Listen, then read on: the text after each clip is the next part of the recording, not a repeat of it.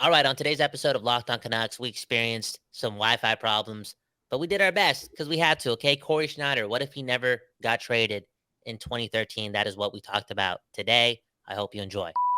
We're just kind of picking up where we left off, right? Or are you wanting to start all over? The whole thing crashed. I don't even know how I get that recording. What if the Canucks never traded Cory Schneider? It's the alternate Schneider-verse, and we're going to get into it here. It's Begsy, and it's Bhawan, and you're listening to Locked On Canucks. You're Locked On Canucks, your daily podcast on the Vancouver Canucks. Part of the Locked On Podcast Network, your team every day.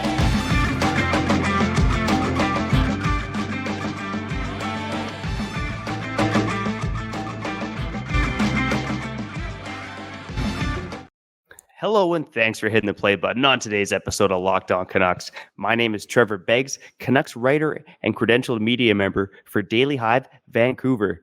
Make sure you download the Gametime app, create an account, and use code LOCKEDONNHL for $20 off your first purchase.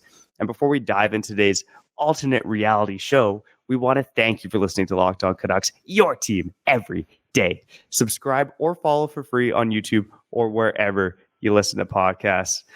Now, Kyle, I know you wanted a break from talking about backup goaltenders and third line centers, so we decided to dive into the past instead of looking forward, and we decided to talk about the Cory Schneider trade. What if it never happened, Kyle? First and foremost, how you're doing, and second of all, what if that? What if? What if? Hey, Begsy, thanks so much to listening to my demands and taking care of my personal well-being, because, again, it's hard to talk about depth forwards and backup goaltenders in late April for me, because it's just, I know it's not meaningless, but it's just boring, man. And I got a life to live, bro. It's only Wednesday, so I'm glad we're doing something and we're jumping into this alternate universe. Maybe I should have taken a couple grams of golden teachers for real for this one, man, for real, because we going somewhere. We going somewhere where we almost went, and maybe all of our lives would be so different. Would we be here? Would you and I be here on Locked On Canucks if Luongo got dealt and not Schneider? Who knows? Who knows? Would the people be here with us today? Who knows? Speaking of the people, we do get to the comments at the end of the show, because we do save the best for last. Schneider, man, 2013, the draft for Horvat. I fell on my knees because I just wanted more, and I also thought Luongo was gone, and I was mentally ready. You know, Beggsy, again, Kyle Bhawan and Trevor Beggs, been friends forever. You know, I'm a huge Aaron Rodgers fan. Aaron Rodgers, right? And it took years and years and years for me to feel comfortable moving on from him. And this was really like the first year I was ready for it. And it just happened. And it's ironic how now we're talking about this whole Luongo Schneider thing from 10 years ago. And I'm not going to front. You know, I put Aaron Rodgers at the top of my list when it comes to my favorite athletes. Luongo is right up there as well, because he did a lot for me, man. He brought this team to another level, right? West Coast Express was cool, but Bertuzzi for Luongo made the Canucks actually a legitimate Stanley Cup contender. I know we only got out of the second round once, but he actually got us there, got us close, and not close enough. I know you got so many stories to tell, and you probably went through this really deep. Can I ask you something straight from the top? And it's a scary question. I know Schneider. Wait. Did Schneider ever get a start in the Stanley Cup Finals? No, he didn't. Did he? Did he get a start? No, he didn't. No, he didn't. There was that big debate about Luongo was so bad on the road games 3 and 4. Should Schneider start game 6? Yeah. And Luongo just had a shutout in game 5, so they went back impossible. to Luongo, and yeah. I know. I remember my old man at the time. He was like, "No, they need to start Schneider." And then of course Luongo lets in 2 softies in game 6. But that's 2011, man. I know we're not jumping that far back. Let's go answer the question though. Like, what if Schneider gets one of those starts? I know it's impossible because there was no room to lose 3 straight games, and like I kind of feel like that's what it would have taken for the Canucks to kind of panic. And you're right. In game 5, Luongo got a shutout. You can't just move on from Luongo in a game 6 situation where you could be hoisting the cup in 60 minutes. That's a piece of shit move. Let's be honest, that is. But what if Cory Schneider gets to play in Boston in game 6? Are the Canucks Stanley Cup champions? I think it's easy to say yes, but I'm still going to go no. I think at that point, the Canucks are too banged up. I think Schneider actually gave up. I could be wrong. I haven't gone back and looked at the losses too close. I think he gave up like 3 goals in in Game 6. Wasn't it a 5-2 Boston win, something like that? So no, I'm going to say that the Canucks still don't win the cup even with Schneider net. But who knows, man? Maybe he pulls the bubble Demko. I mean, we'll never know, man. It's nice to think about. It's nice to think about. Oh man, okay, dive geez, into this, man. crazy. Dive into this alternate universe, man. 2013 draft. What happens, bro? In this alternate universe. All right. So as we know, Schneider gets traded for Bo Horvat. Big announcement, big shock to the entire NHL world, not just Vancouver. But in this alternate reality, the Canucks stick to the plan that everyone expects. They keep Schneider and they trade Luongo at the 2013 draft. Now, because Luongo, he's 32, turning 33. Because of that contract situation, they're not getting that first round pick.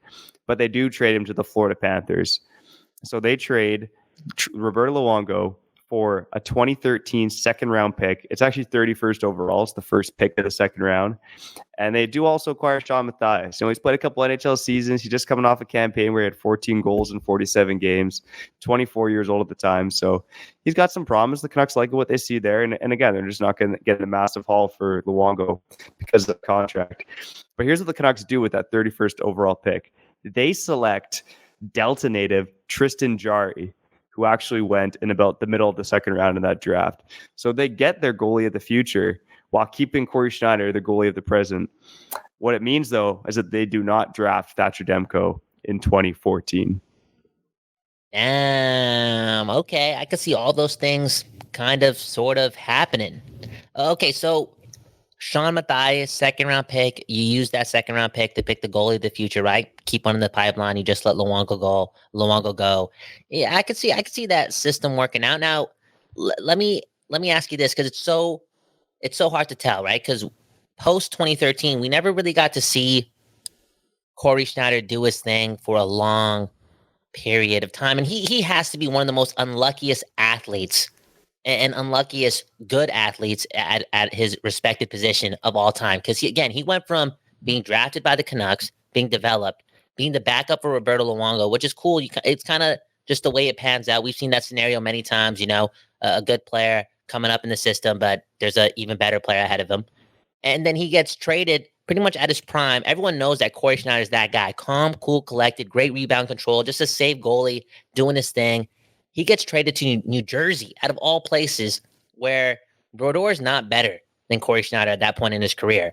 But Brodeur is Brodeur. He has the equity in the New Jersey Devils. He's not going anywhere. He's their number one starter. So there's a couple of years wasted. Or was it just 1 year of Brodeur, or was it 2?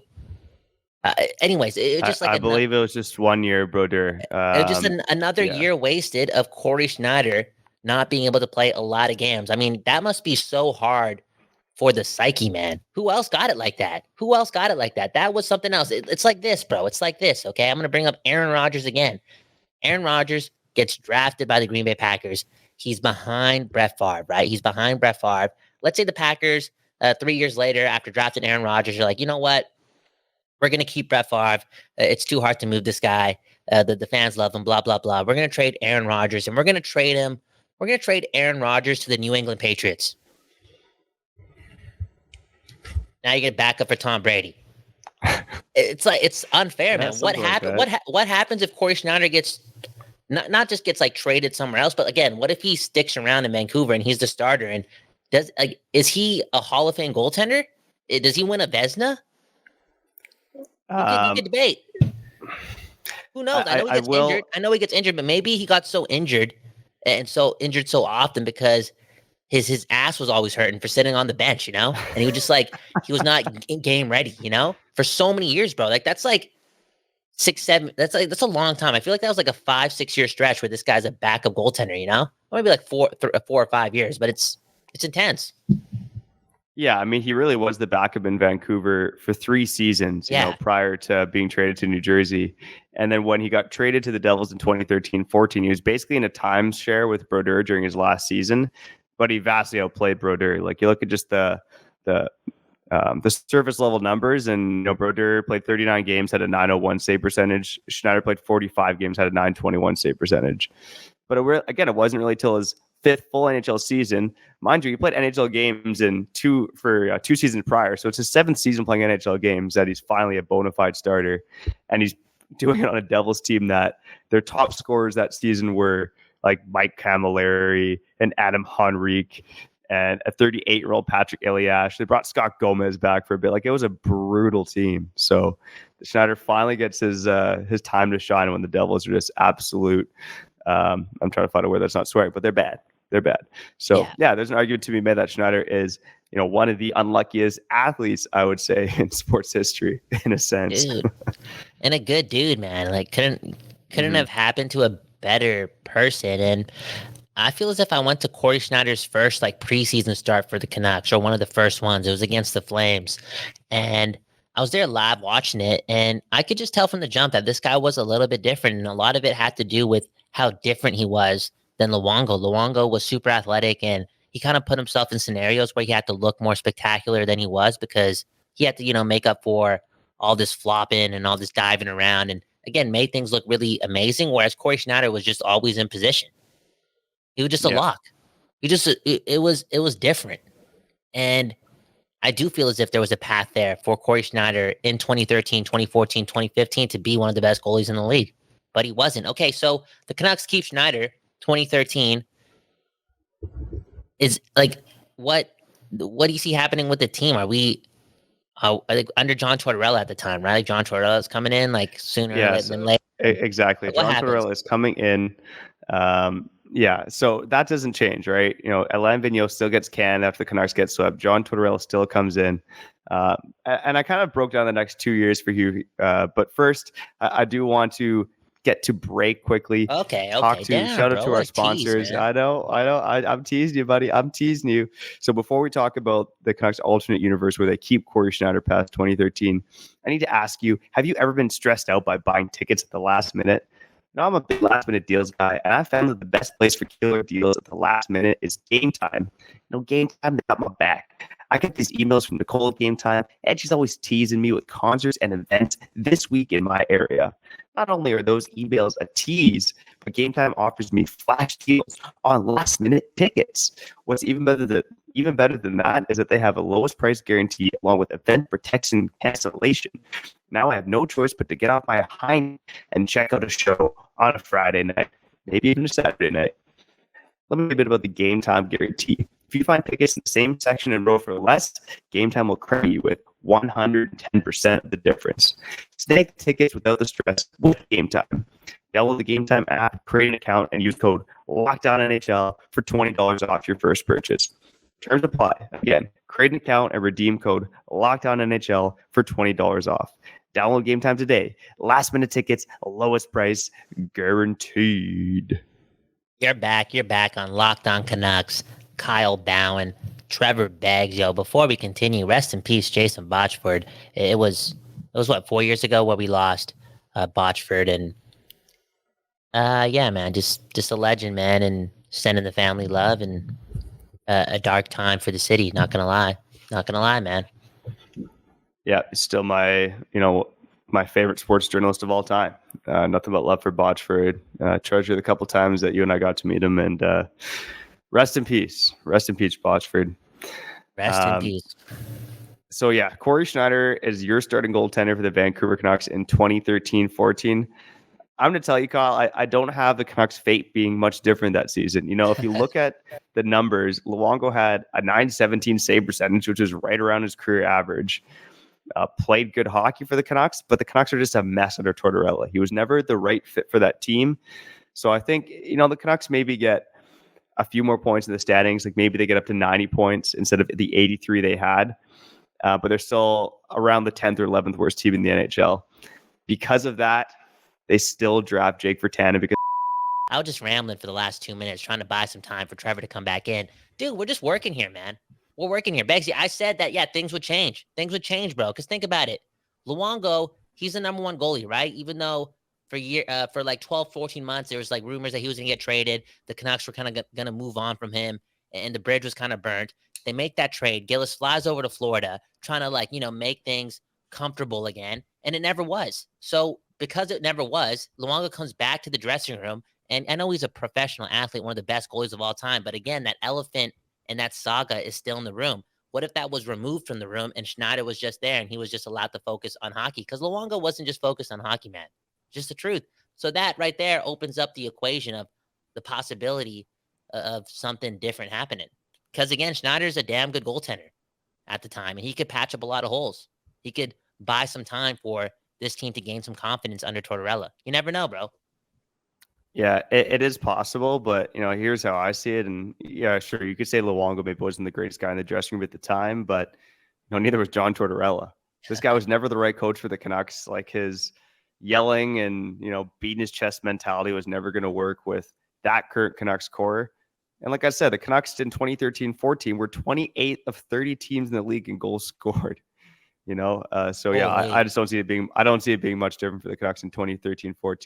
But let's get to 2014-15 because that is I think a little bit more fun. Okay, so the Canucks have moved on from John Tortorella.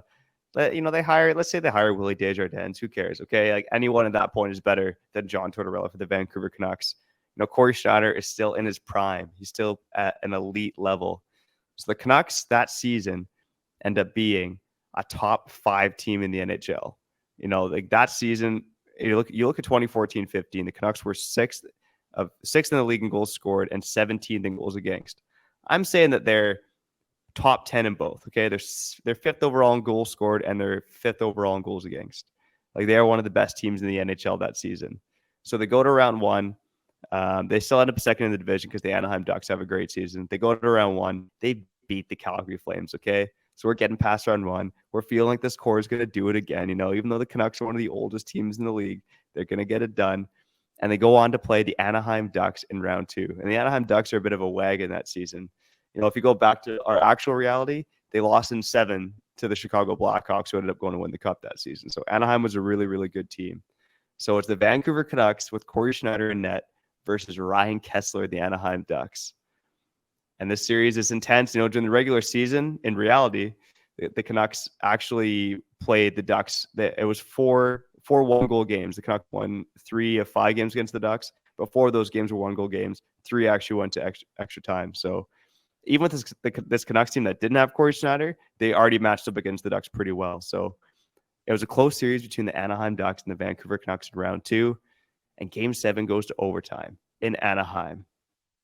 And despite Cory Schneider making 57 saves, Ryan Kessler gets the winner against Cory Schneider in double overtime. Why do you got to say it like that? Why do you got to say it like that, though?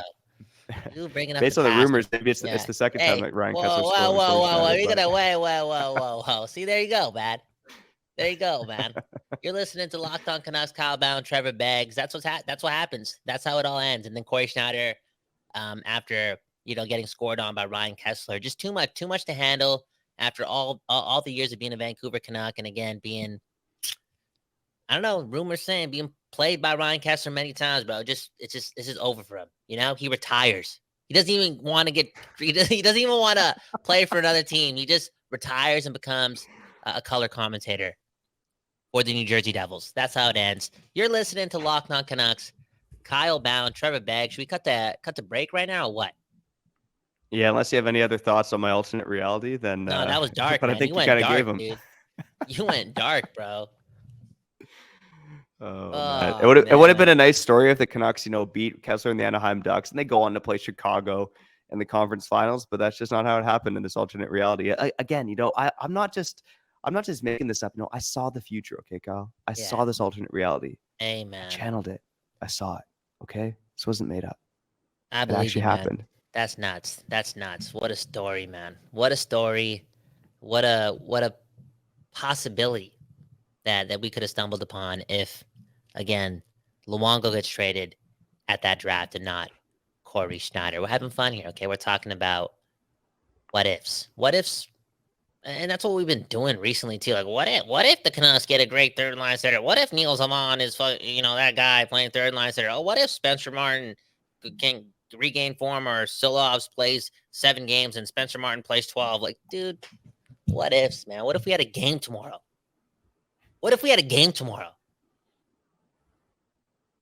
Be nice. Locked On Canucks, man. Locked On Canucks. Even in the alternate universe where Cory Schneider doesn't get traded, the Canucks are still not playing in the playoffs in 2022, 2023, because Jim Benning still gets hired, and really just things start to go downhill. Yeah, they go downhill. Unbelievable, man. Unbelievable. That's Okay. all right though. Yeah. But enough about that. I know. Again, it was a sad alternate reality, but enough about that. It was a Yeah. nice playoff run in 2015. Things went downhill, and then here we are today. Yeah. Locked On Canucks, and we're gonna save the best for last. Next in comment corner. Mm-hmm. Okay, you're back on Locked On Canucks. Kyle Bhawan, Trevor Beggs. It went dark there somehow, some way. Let's raise it up. Okay, let's be positive. Let's talk about the people. We saved the best for last. We saved the comments again for last. Right off the top, we have Marky Mark. Great work, guys. You are building a solid base here, dude. Trevor Beggs and Kyle Bhawan, just two people from Surrey doing what we got to do. And then we had Chris talking about how we wouldn't wish upon that backup goalie job for anyone in the NHL to again have that job in Vancouver. I guess Chris is seeing dark things too, because he is he writes essays every single time there's an episode that's dropped. He writes essays, bro, essays, and there's a lot of satire there, and it always ends kind of dark. And it's not his fault; it's the Canucks' fault. Let's be honest. Let's be real. We also did ask the people if they had any ideas for future episodes, because we have off season that's going to last 140 days, and we got to be here every day. And he brought up all these topics. One of them was, should Bieksa be in the Ring of Honor? No, but he also You don't think Bieksa should be in the Ring of Honor? No, we're not doing that. He also asked another question too. He said, what new NHL rule would you invent that would help the game? So that's a cool question, man. I think that could be a cool conversation, a cool topic. What 3 new rules should the NHL implement in the game? Dude, Kyle Bhawan, Trevor Beggs, changing the world, changing hockey forever. That's the episode to watch. And if we actually take any of these topics, because he had like 18 of them. Look at this, man. If the Canucks make the playoffs next year, who's out? What does that mean? Okay, expectations for Höglander next year. No, we're not going to talk about that. Great Alvin's first season. Realistic, cheap free agent options. Bargain bin. I like that. That's right up Trevor Beggs' alley, dude. He probably loves that episode. I mean, we just kind of touched on some yesterday too with the backup goaltenders, some bargain bin options. But I agree. I love all those topics. Shout out to Meowza. Mm-hmm. Those are great. Put those in the Google Doc, Kyle. Yeah, and 100%. We'll get rocking and rolling. I will touch on one of those, and that's, I think, one of the topics that she suggested was grading Alvin's Alvin's moves as GM. We do want to do that, and I think we mentioned that earlier this week that come on up on Locked On Canucks, maybe later this week or next week. We do want to revisit the trades that Alvin made during his first full season on the job. So watch out for that here on the Locked On Canucks podcast network. Okay. I'll keep it locked, man. Keep it locked. Kyle Bhawan, Trevor Beggs. We had a lot of fun today. A couple issues with the technicality things, the Wi-Fi and whatnot. It happens, man. It's late April, The Canucks aren't working, but the people are working. It's tax season, so I get it. It's a lot of moving parts, and we're doing our best out here, and we'll make sure that we enter next season with no problems at all, for real. And you know what, man? Maybe the solution is, I got to get out there and see in person, man. Maybe that's the world saying, like, why you guys keep doing this online? Like, why isn't Trevor leaving Surrey and going to South Van to go visit Kyle in the studio? So just that's one of the things I need to do. Yeah, maybe that'd be cool, man. Even 2. Yeah, that'd be cool, man. Okay, let's do that soon, man. Let's sign out. Locked On Canucks, Kyle Bhawan, Trevor Beggs, your team every day. Shout out to the everydayers, man. The everydayers, man. And if you're new, we love you, man. We love you off the jump, man. We love you. And if you don't like us, it's all good, because like us or hate us, love us or want us to fall off the face of the earth, it doesn't matter. It's go Canucks go. It's go Canucks go, okay? All the time.